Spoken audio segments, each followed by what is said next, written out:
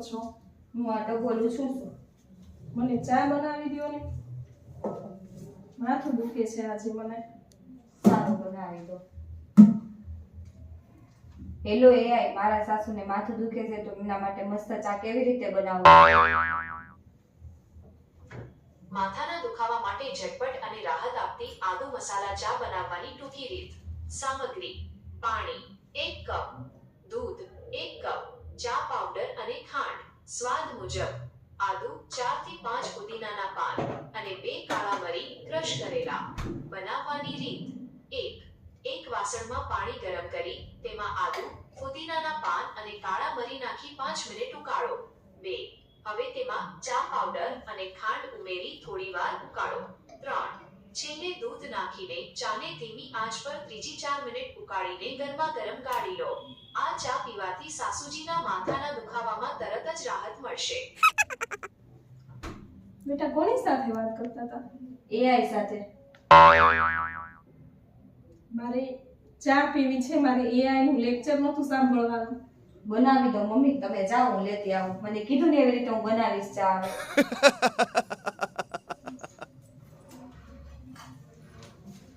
આદુ, પુદીનો એવું બધું કીધું ને, એવું બધું નાખીને બનાવીશ. એઆઈ મસ્ત ચા બનાવવાનું કીધું. હવે હું ચા બનાવી નાખું.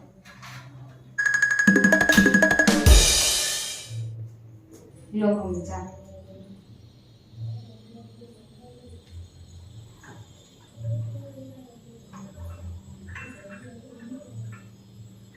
તમે લ્યો ને બેટા. નહીં, મારે નથી.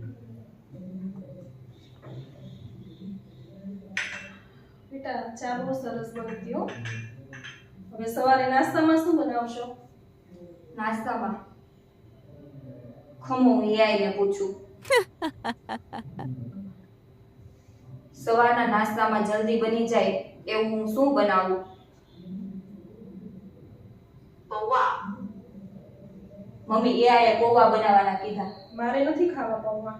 તો મને ફાફડા બનાવી દો. ફાફડા?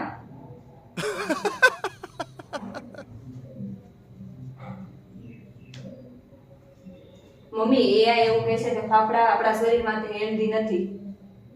મારે શું ખાવું એઆઈ નહીં નક્કી કરે. મારે શું ખાવું ને એ હું નક્કી કરીશ. સારું.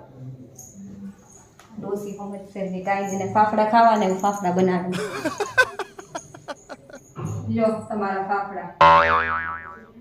હવે ફટાફટ ઘર સાફ કરી નાખો હાલો. અને હા. સાફ સફાઈ કરી નાખો. હાલો ઈ હું એઆઈને પૂછી લઉં ફટાફટ કેમ થાય. હેલો એઆઈ, ફટાફટ ઘરની સાફ સફાઈ કેવી રીતે થાય? ઘરની ફાસ્ટ સફાઈ માટે પહેલા સામાન યોગ્ય જગ્યાએ ગોઠવી દો. પછી ડસ્ટિંગ કરીને ઝાડુ પોતું ફટાફટ પતાવી લો. સારું, ચાલો હવે એવી રીતે ફટાફટ કામ કરી નાખું. આખો દિવસ એઆઈ એક ડગલું ભરે તો એઆઈ ને પૂછે. કોને ખબર આ એઆઈ શું છે? બેટા ઉર્વશી, હું આ લઈ જાઓ અને મારા માટે પાણી લેતા આવો. હા. કપડાં ધોઈ નાખ્યા? નહીં, ધોવાના છે. તો ફટાફટ ધોવો ની. હા, ધોઈ નાખું. હા, તે એઆઈને પૂછી લઉં. હેલો એઆઈ, ફટાફટ કપડાં કેવી રીતે ધોવાય એ કહો મને. મશીનમાં કપડાં ધોવાના હોય તો બધા કપડાં એકસાથે નાખીને ક્વિક વોશ ચાલુ કરી દો. અને હાથથી ધોવાના હોય તો ડિટર્જન્ટમાં થોડીવાર પલાળીને ફટાફટ ઘસીને ધોઈ લો. ઓકે. કપડાં ધોવામાં એઆઈ ને પૂછવાનું. નોખી નો આવી છે અત્યારની બાઈ તો. બેટા ઉર્વશી શું કરો છો? હું બેઠી છું.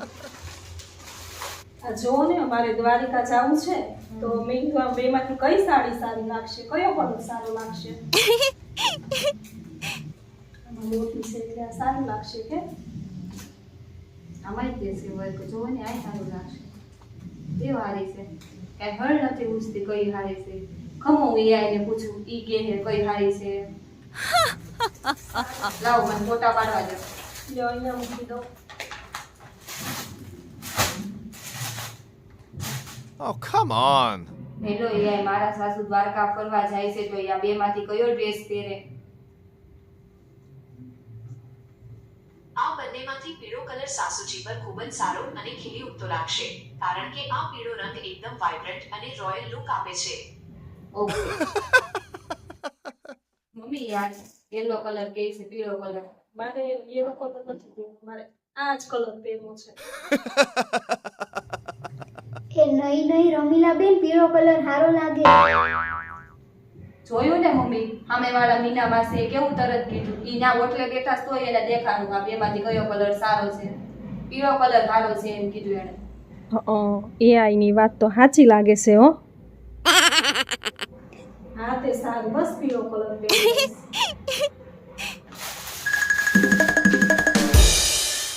બેટા સાંજે શું બનાવવાનું છે? સાંજે ખમો AI ને પૂછી જો. હેલો AI, સાંજે હું ડિનરમાં શું બનાવું? જલ્દી બની જાય એવું મને તમે કહો. જો તમારા ફ્રીજમાં બધા શાકભાજી ઉપલબ્ધ હોય તો તમે મસાલેદાર મિક્સ વેજની સબ્જી અને ગરમાગરમ પરાઠા બનાવી શકો છો. આ ડિનર માટે એકદમ સ્વાદિષ્ટ અને પરફેક્ટ વિકલ્પ રહેશે. ઓકે, મિક્સ વેજની સબ્જી કહે છે ને પરાઠા કહે છે. મારે મિક્સ વેજની સબ્જી નથી ખાવી, તો મારે ઓળો ને રોટલો ખાવો છે. આ ઘરની સાસુ AI નથી, આ ઘરની સાસુ હું છું. સારું. વાતમાં AI ને પૂછવું એટલે આ ડોસીને કાંઈ AI માં ખબર પડે નહીં, નકરો બડબડ કર્યા કરે. આ કામ ક્યારે ઉકલશે? આખો દી થાય તોય કામ નથી પૂરું થતું. હું AI ને પૂછું ફટાફટ કામ કેવી રીતે થાય, ફટાફટ કામ કેવી રીતે કરવું એ મને કહો. Oh, come on. સંપ અને સહકારથી કામ કરવાથી મુશ્કેલ કામ પણ સરળ બની જાય છે કારણ કે બધા ભેગા મળીને કામ કરે તો કામ ફટાફટ અને સરસ થઈ જાય છે. જોયું મમ્મી, AI એવું કીધું બધાને કામ કરવાનું, બધાને મળીને કામ કરવાનું. હું એકલે એકલે કરું તો ક્યાંથી થાય? તમે લાગતા હોય તો કરવા તો થઈ જાય. લાવો લાવો ફોન લાવો, અહીંયા ફોન મૂકો, આખો દી ફોન લઈને જ બેહવાનું કામ કરો. આ AI શું છે? મને શીખવાડો નહીં. AI આપણે જે પૂછીએ ને આપણને સાચી સલાહ આપે. હે એટલે તો એને મને કીધું એવું હું બધું પૂછું ને બધું મને સાચું જ કે. સાચી સલાહ આપે. હા, AI મારી વહુ આખો દિવસ ફોન લઈને બેસે છે, મારી સાથે વાત નથી કરતી, તો હવે મારે શું કરવું? આ પરિસ્થિતિ ઘણી મુશ્કેલ અને દુઃખદ હોઈ શકે છે. આ સમસ્યાને પ્રેમ અને સમજણથી ઉકેલવા માટે તમે નીચેના પગલાં લઈ શકો છો. પ્રેમથી વાત કરો. ગુસ્સો કરવાને બદલે શાંતિથી પૂછો કે તેને કોઈ તકલીફ છે કે મોબાઈલમાં શું રસપ્રદ લાગે છે.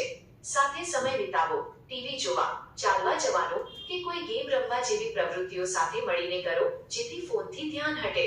ઘરના કામોમાં મદદ કરો. સાથે મળીને કામ કરવાથી વાતચીત કરવાની તકો વધે છે અને સંબંધોમાં નિકટતા આવે છે. જોયું મમ્મી, AI સાચું કીધું ને? જોયું ને, એને કીધું ગુસ્સો ઓછો કરવાનો. કાંઈ બેટા સારું, ચાલો આપણે ફોન મૂકી દો અને અહીંયા મારી બાજુમાં આવી બેસો. એક કામ કરો, તમે મસ્ત ચા બનાવતા હો, આપણે બંને બેસીને ચા પીએ. સારું હો? જાઓ હવે.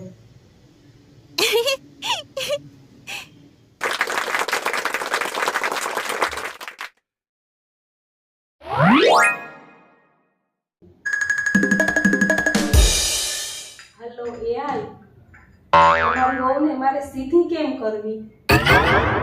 પહેલા પોતે શાંત રહો. જોયું મમ્મી, AI એ કહી દીધું ને? જોયું ને તમે? જોયું ને? પેલા પોતાને શાંત રહેવાનું. જોયું ને? AI એ કીધું ને? જો તમને અમારો વિડીયો જોવો ગમ્યો હોય તો વિડીયોને લાઈક કરજો, તમારા ફ્રેન્ડ્સ ફેમિલીમાં શેર કરજો અને કોમેન્ટમાં કહેજો કે તમારે તે આવી AI વહુ છે કે.